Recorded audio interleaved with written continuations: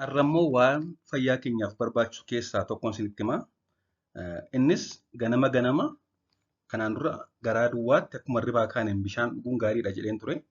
Ganama ganama osoo ciree nyaatiin dura bishaan burcuqqoo tokko dhuguun faayidaa hedduu akka qabu kaaseen ture.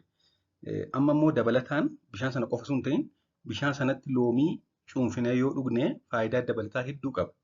Ganama ganama bishaan loomii dhuguun faayidaa hedduu qaba. Bishaan loomii dhuguun faayidaa hedduu qaba akkuma waliigalaatti sa'aatii kamiyyuu yoo ta'e, haa ta'u malee keessumaa ganama ganama osoo nyaata hin nyaatiin dura yoo ta'e faayidaa dabalataa qaba. Mee isaan haa ilaallu. Kan jalqabaa soorata bulleessuufi.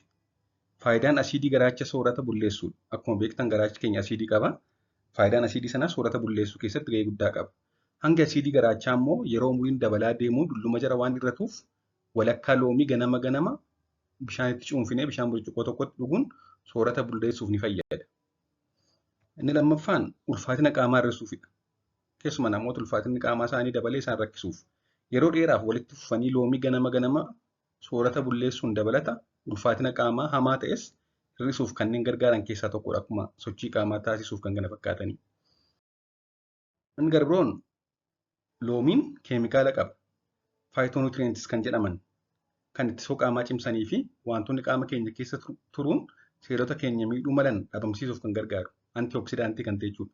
Wantoota qaama keenya keessa jiraatanii nu miidhuu danda'an kan dhabamsiisu. Kana malees loomiin vaayitaamin C kan qabu waan ta'eef vaayitaamin C hedduu waan of keessaa qabuuf qaama cimsuuf, ittisoo qaamaa cimsuuf, fayyummaa seerota qaama keenya eeguuf ni gargaara.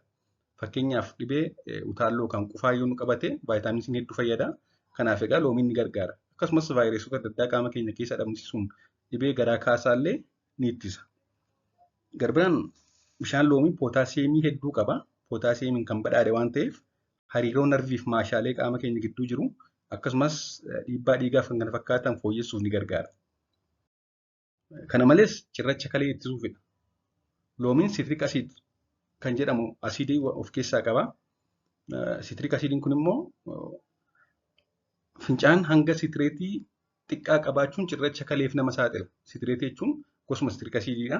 Kanaaf sitiriik asiidiin loomii keessa jiru immoo sitireetii sana bakka bu'uudhaan akka cirrachi kalee uumamu taasisuuf ni gargaara jechuudha.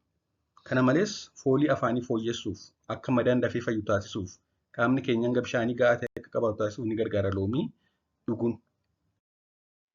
Haa ta'u malee kan beekuu qabnu namoonni tokko tokko garaachi isaanii kan dafee dheekkamu waan jiraniif yoo yeroo bishaan loomiin dhugan mallattoo akka deeffuun baay'achuu, gubaa laphee fi hancufni baay'achuu jiraate dhiisuutu gorfama. Kanneen dhibee garaachaa qabanis akkasuma.